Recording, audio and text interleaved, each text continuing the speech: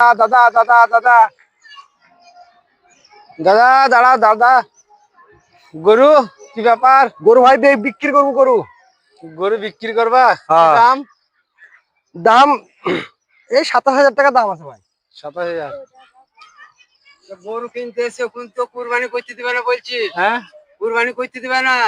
ও তা দাদা, গরু তো কুরবানি করতে দেবে না, তাহলে ভয় কিনা হচ্ছে না তো তাহলে ভাই? দাদা তাহলে বাড়ি কোথা? আমার বাড়ি বালিগুনি। ও তাহলে গরু কি কিনবো? সরকার তো মানা করছে। দাদা তাহলে তো গরু আমরা নিতে পারবো না। গরু যদি লিই আমরা কুরবানির লেগে, তাহলে তো মনে করেন বাড়িতে পুলিশ চলে আসবে। তাহলে কি করে নেবো দাদা? তা গরু নবান্ন লিজান।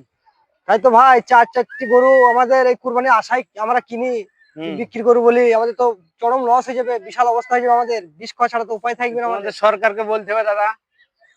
এই গরু আমরা কি করবো এবার? এই গরু যদি আমরা রাখি, আমরা খাইতে পারবো? আমরা কি করে পাইবো? আমাদের কি অবস্থা সেরকম? আমরা তো 2-4 পয়সা আশায় বসে থাকি যে আমরা আমরা তো আশাধারী, আমরা তো কুরবানি দেওয়ার লেগে গরু কিনছি তোমাদের কাছেই তো। তোমাদের সরকার যদি আমাদেরকে না গরু করতে দেয়, তাহলে কি করে কি হবে? লবণ লিখিতে হবে। হুম। কি করা যাবে? সরকার যা করতে লেগেছে, আমাদের তো বিশাল অবস্থা হয়ে যাবে। বিষ খাওয়া ছাড়া হাত থাকবে না আমাদের কিছু।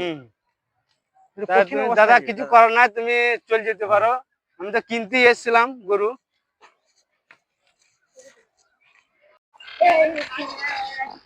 মাইল লাগানো